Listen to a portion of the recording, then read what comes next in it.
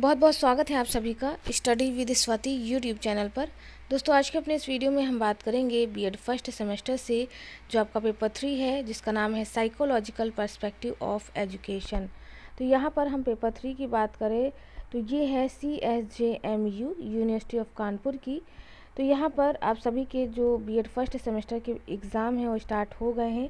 1 अप्रैल को आपका पहला पेपर था जिसका नाम था फिलोसफिकल पर्सपेक्टिव ऑफ एजुकेशन। आज 2 तारीख है और आज था आपका सोशियोलॉजिकल पर्सपेक्टिव ऑफ एजुकेशन। 3 तारीख की बात करें तो है साइकोलॉजिकल पर्सपेक्टिव ऑफ एजुकेशन। और 4 अप्रैल की बात करें तो आपका पेपर है ऑप्शनल, जिसमें हम इंक्लूसिव एजुकेशन को कवर कराएंगे।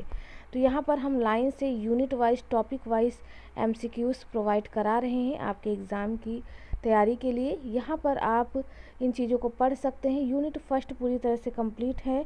यूनिट फर्स्ट के 3 पार्ट हैं, ठीक है। इन तीनों पार्ट को मिला लें तो लगभग 200 प्रश्न हैं, तो उन्हें आप ज़रूर पढ़िएगा। उसके बाद आप यूनिट 2 को शुरू कर सकते हैं पेपर 3 के लिए, जिसका नाम है साइकोलॉजिकल पर्सपेक्टिव ऑफ एजुकेशन। तो चलिए दोस्तों शुरू करेंगे आज के अपने इस वीडियो को यूनिट 2 से, जिसमें हमारा यूनिट 2 में टॉपिक है अधिगम यानी लर्निंग। तो लर्निंग से किस तरह के क्वेश्चन पूछे जाएंगे आपके एग्ज़ाम में, ऑब्जेक्टिव टाइप के क्वेश्चन। तो देख लेते हैं। पेपर पैटर्न तो आपको पता ही है, ऑब्जेक्टिव टाइप ही होगा, क्योंकि टाइमिंग जो है वो आपकी 1.5 घंटे ही पेपर के लिए मिल रही है, 9 से 10:30। और टोटल क्वेश्चन 80 मार्क्स के नंबर रहेंगे, ठीक है। और ईच क्वेश्चन 1 मार्क्स का रहेगा। तो पहला प्रश्न हम शुरू करेंगे पहले प्रश्न से। पहला प्रश्न देख लेते हैं क्या है। तो क्वेश्चन नंबर 1 है कि सीखने के मुख्य नियम के प्रतिपादक कौन है, इनमें से आपको बताना है। तो 1 का करेक्ट आंसर ए हो जाएगा, कोहलर।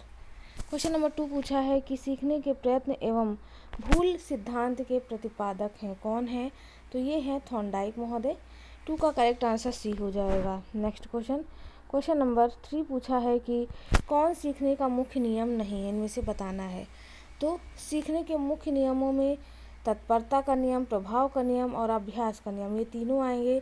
जबकि डी जो है बहु अनुक्रिया का नियम, ये सीखने के गौड़ नियम या द्वितीय नियम में आएगा। क्वेश्चन नंबर 4 है कि CL हल संबंधित है किस सिद्धांत से। तो ये है प्रबलन के सिद्धांत से संबंधित।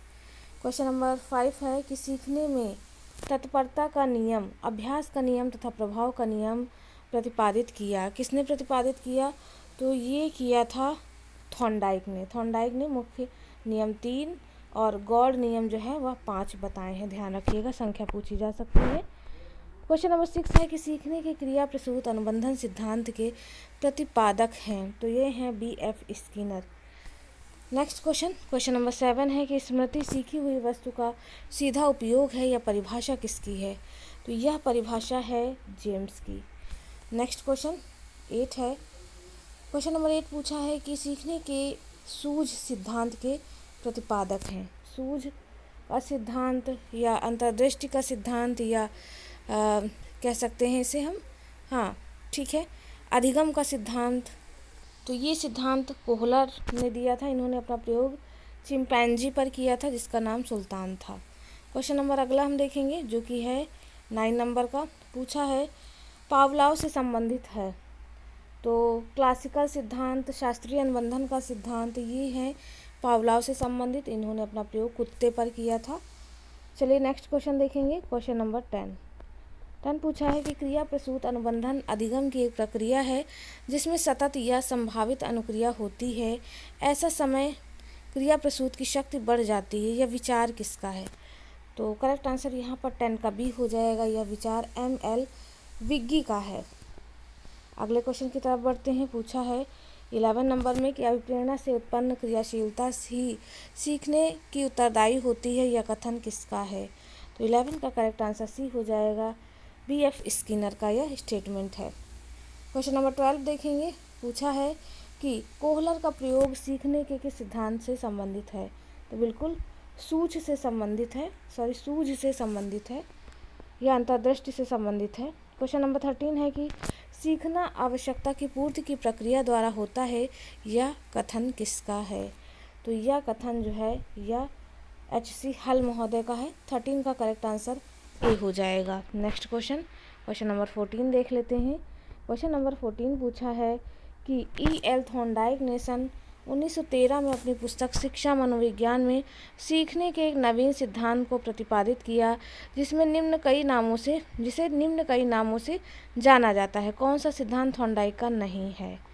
देखिए, ये सभी सिद्धांत थॉर्नडाइक का संबंधवाद, सीखने का संबंधवाद सिद्धांत, उद्दीपक अनुक्रिया का सिद्धांत, प्रयास और त्रुटि का सिद्धांत, भूल का सिद्धांत, ये हैं E.L. थॉर्नडाइक के सिद्धांतों के अन्य नाम। जबकि प्रबलन का सिद्धांत H.C. हल महोदय ने दिया है, तो ये इनकरेक्ट हो जाएगा, यानी option number D. Next question 15 है कि निम्न में से सीखने के नियमों का प्रतिपादन किसने किया? तो E.L. थॉर्नडाइक ने सीखने के नियमों का प्रतिपादन किया। प्राथमिक नियम 3 बताएं और गौड़ नियम इन्होंने 5 बताए हैं, ध्यान रखना। नेक्स्ट क्वेश्चन नंबर 16 देखेंगे।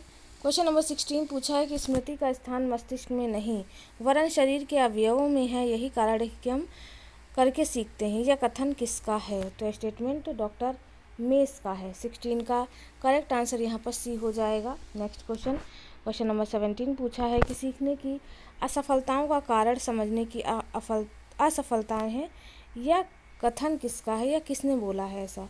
तो मार्सेल ने ऐसा बोला है। 17 का करेक्ट आंसर ए हो जाएगा। नेक्स्ट क्वेश्चन नंबर 18 देखेंगे। 18 पूछा है कि सीखना विकास की प्रक्रिया है, यह परिभाषा किसकी है? यह परिभाषा जो है यह वुडवर्थ महोदय की है। चलिए बढ़ते हैं कुछ और प्रश्नों की तरफ, यानी क्वेश्चन नंबर 19 की तरफ। 19 पूछा है कि प्रगति की प्रक्रिया को अधिगम कहते हैं, तो यह कथन किसका है? तो प्रगति की प्रक्रिया को अधिगम कहते हैं, यह कथन गेट्स एंड अदर्स का है। क्वेश्चन नंबर 20 है एक बालक ने एक कुत्ते को डंडे से मारकर भगा दिया। अब जब भी कुत्ता बालक को देखता है तो तुरंत भाग जाता है। कुत्ते की यह सीखने की क्रिया किस प्रकार की है? तो यह है संबद्ध सहज क्रिया द्वारा सीखना। करेक्ट आंसर यहाँ पर 20 का बी हो जाएगा। नेक्स्ट क्वेश्चन नंबर 21 देख लेते हैं। 21 पूछा है प्रबलन सिद्धांत किस मनोवैज्ञानिक से संबंधित है? तो प्रबलन का सिद्धांत H.C. हल महोदय का है। नेक्स्ट क्वेश्चन नंबर 22 है प्रयत्न व मूल का सिद्धांत नहीं होगा, भूल का होगा। ठीक है, प्रयत्न व भूल का सिद्धांत E.L. थॉर्नडाइक का है। इन्हें हम प्रयास व त्रुटि के सिद्धांत के नाम से भी जानते हैं, अन्य नाम तो बता ही चुके हैं। 23 है कि अंतर्दृष्टि या सूझ का सिद्धांत किस मनोवैज्ञानिक का है? इसे पूर्ण से अंश की ओर का सिद्धांत के नाम से भी जानते हैं, ध्यान रखिए। इसे दिया है कोहलर महोदय ने या गेस्टाल्टवादियों ने। 24 है कि सीखने का संबंध प्रत्यावर्तन का सिद्धांत किस मनोवैज्ञानिक का है? तो यह है पावलोव। इसे क्लासिकल सिद्धांत के नाम से भी जाना जाता है। 25 है प्रभाव के नियम का प्रतिपादन किया। तो प्राथमिक 3 नियमों में लास्ट का प्रभाव का नियम है, जिसे E.L. थॉर्नडाइक ने ही बताया है। क्वेश्चन नंबर 26 है कि स्मृति का प्रथम सोपान है, इनमें से कौन सा? तो सीखना स्मृति का फर्स्ट स्टेप है। क्वेश्चन नंबर 27 है सीखने के विषय में निम्न परिभाषा किससे संबंधित है? यानी सीखना एक अनुभव है, इसके कारण ही कार्य में परिवर्तन या समायोजन होता है तथा व्यवहार के नवीन मार्ग अपनाए जाते हैं। तो ऐसा कहा है प्रेसी और रॉबिन्स ने। नेक्स्ट क्वेश्चन 28 देखेंगे। क्वेश्चन नंबर 28 पूछा है कि सीखने की निम्न परिभाषा किसने दी है? तो सीखने की निम्न परिभाषा जो है क्रो एंड क्रो ने दी है। परिभाषा यहाँ देनी चाहिए थी, परिभाषा दी नहीं है, लेकिन आप ध्यान रखना इसे क्रो एंड क्रो ने बताया है। 29 है शिक्षण विभिन्न क्रियाओं का वह पुंज है जिससे सीखने में प्रेरणा प्राप्त होती है, यह कथन किसका है? तो 29 का करेक्ट आंसर ए हो जाएगा, यह कथन स्मिथ महोदय का है। चलिए नेक्स्ट क्वेश्चन 29 हो गया। 30 देख लेते हैं। पूछा है तर्क के अंतरण का प्रयोग किए, यानी तर्क के अंतरण का प्रयोग किसने किया है? तो 30 का करेक्ट आंसर डी हो जाएगा, ब्रिक्स ने किया या ब्रिक्स द्वारा किया गया। नेक्स्ट क्वेश्चन 31 है कि निम्न में से कौन सा अवधान का विशिष्ट गुण नहीं है? यानी अटेंशन जो होती है या ध्यान जिसे आप कहते हैं का गुण नहीं है। तो व्याख्यात्मक प्रवृत्ति ये जो है अटेंशन का विशिष्ट गुण नहीं है, बाकी सभी हो जाएंगे। 31 का करेक्ट डी हो जाएगा। नेक्स्ट बढ़ते हैं क्वेश्चन नंबर 32 की तरफ। तो 32 पूछा है कि अवधान एक प्रक्रिया है जिसके द्वारा उद्दीपक चेतना के सीमा प्रदेश से चेतना के केंद्र में आता है। यह परिभाषा किसने दी है? तो 32 की बात करें, करेक्ट आंसर ए हो जाएगा। यह परिभाषा वुंट महोदय की है। नेक्स्ट क्वेश्चन नंबर 33 है कि अवधान को आप किस रूप में परिभाषित करेंगे? तो इसे हम प्रक्रिया के रूप में परिभाषित करेंगे। करेक्ट आंसर 33 का ए हो जाएगा। नेक्स्ट क्वेश्चन 34 है कि अवधान की समस्या किसी विषय को स्पष्ट रूप से समझने की है। यह परिभाषा किसकी है? तो यह टिचनर महोदय की परिभाषा है। 34 का करेक्ट आंसर बी हो जाएगा। नेक्स्ट क्वेश्चन 35 देख लेते हैं। क्वेश्चन नंबर 35 पूछा है कि निम्न में से कौन अवधान केंद्रित करने का ढंग नहीं है? तो विषय में परिवर्तन करना अवधान यानी अटेंशन केंद्रित करने का ढंग नहीं होगा। करेक्ट आंसर 35 का बी हो जाएगा। 36 है, जब कोई उद्दीपक हमारी चेतना के केंद्र में होता है तो इस समय उपस्थित अवधान है, क्या होता है? इस समय उपस्थित अवधान होता है कैसा होगा? तो ये होगा धनात्मक यानी पॉजिटिव टाइप का। तो दोस्तों यहाँ पर 36 तक हम देखे हैं। आगे अगला हम जो यूनिट 2 का टॉपिक है उसका नाम है अधिगम का स्थानांतरण यानी ट्रांसफ़र ऑफ लर्निंग। तो इससे कैसे आएंगे यूनिट 2 के क्वेश्चन की अगर हम बात करें और इस टॉपिक से कैसे ऑब्जेक्टिव टाइप के क्वेश्चन पूछे जा सकते हैं, तो हम इसके भी लगभग 30 से 35 क्वेश्चंस देख लेते हैं। तो क्वेश्चन नंबर 1 से शुरू करेंगे। क्वेश्चन नंबर 1 पूछा है कि निम्न में से सीखने के पठार के निराकरण के कौन कौन से उपाय हैं? तो फर्स्ट का करेक्ट आंसर डी हो जाएगा, उपर्युक्त सभी। क्वेश्चन नंबर 2 पूछा है कि निम्न में से सीखने के पठार को क्या कारण हैं? तो शारीरिक सीमा, प्रेरणा का अभाव और कार्य की जटिलता, ये सभी कारण कहलाएंगे सीखने के पठार के कारणों में। नेक्स्ट क्वेश्चन देखेंगे। क्वेश्चन नंबर 3 पूछा है कि सीखने के पठार प्रदर्शित करते हैं, क्या प्रदर्शित करेंगे? तो सीखने में स्थिरता को प्रदर्शित करेंगे। करेक्ट आंसर 3 का बी हो जाएगा। नेक्स्ट क्वेश्चन 4 है कि सीखने के वक्र कितने प्रकार के होते हैं? तो सीखने के वक्र 4 प्रकार के होते हैं। क्वेश्चन नंबर 5 है कि सीखने होगा यहाँ पर सीखने के वक्र अभ्यास द्वारा अधिगम की मात्रा, गति और उन्नति पर प्रदर्शित करते हैं। यह परिभाषा किसकी है? यह परिभाषा गेट्स एवं अन्य की है। करेक्ट आंसर यहाँ पर डी हो जाएगा 5 का। नेक्स्ट क्वेश्चन देखेंगे। क्वेश्चन नंबर 6 पूछा है कि व्यवहार के अर्जन में उन्नति की प्रक्रिया को अधिगम कहते हैं। यह परिभाषा किसकी है? तो यह स्किनर महोदय की है। करेक्ट आंसर 6 का बी हो जाएगा। नेक्स्ट क्वेश्चन देखेंगे। Question number 7। क्वेश्चन नंबर 7 पूछा है कि तर्क और चिंतन दोनों ही एक दूसरे के हैं, क्या हैं? तो ये दोनों एक दूसरे के पूर्वक हैं या पूरक हैं। करेक्ट आंसर बी हो जाएगा। 8 पूछा है व्यक्ति का प्रशिक्षण अवधान के केंद्रीकरण का एक आधार है, यह किसने बताया है? तो यह रेबर्न ने बताया है। करेक्ट आंसर 8 का बी हो जाएगा। नेक्स्ट क्वेश्चन देखते हैं। Question number 9। क्वेश्चन नंबर 9 पूछा है कि रुचि महत्वपूर्ण होती है, इसमें लगाव होता है, यह अर्थ रुचि के लिए किसने कहा? तो यह रॉस महोदय का स्टेटमेंट है। 9 का करेक्ट आंसर जो है बी हो जाएगा। सॉरी, मैंने बी बोला, यहाँ पर ए हो जाएगा, रॉस। क्वेश्चन नंबर 10 देख लेते हैं। पूछा है कि किसी विषय में छात्र की रुचि उत्पन्न करने के लिए शिक्षक को छात्र के बारे में कुछ बातें और विषय के बारे में बहुत सी बातें जाननी चाहिए। यह परामर्श किसने दिया है? तो 10 की बात करें, यह परामर्श कॉल सनिक ने दिया है। करेक्ट आंसर 10 का डी हो जाएगा। नेक्स्ट क्वेश्चन नंबर 11 पूछा है कि बालकों की अपनी मूल प्रवृत्तियों, अभिवृत्तियों आदि से संबंधित वस्तुओं में होती है, यह कथन है, क्या किसने दिया है यह कथन? तो यह है झा, BN झा करके हैं, इन्होंने यह स्टेटमेंट दिया है। 11 का करेक्ट आंसर जो है वह सी हो जाएगा। नेक्स्ट क्वेश्चन 12 है कि ध्यान और रुचि एक दूसरे के साथ साथ चलते हैं, यह कथन किसका है? तो 12 का करेक्ट आंसर ए हो जाएगा। डॉक्टर PD जुयाल का यह स्टेटमेंट है। नेक्स्ट क्वेश्चन देखेंगे। Question number 13। क्वेश्चन नंबर 13 पूछा है कि रुचि और अवधान के पहलू स्पेक्ट्स एक समान ही होते हैं, उनकी संख्या होती है, कितनी होती है? तो 13 का करेक्ट आंसर ए हो जाएगा, यह होती है 3। क्वेश्चन नंबर 4 है कि रुचि वह प्रेरक शक्ति है जो हमें किसी वस्तु व्यक्ति या क्रिया के प्रति ध्यान देने के लिए प्रेरित करती है। यह परिभाषा किसकी है? तो 14 का करेक्ट आंसर सी हो जाएगा। यह परिभाषा क्रो एंड क्रो महोदय की है। नेक्स्ट क्वेश्चन नंबर 15 देखेंगे। क्वेश्चन नंबर 15 पूछा है कि इंटरेस्ट शब्द की उत्पत्ति किससे हुई है?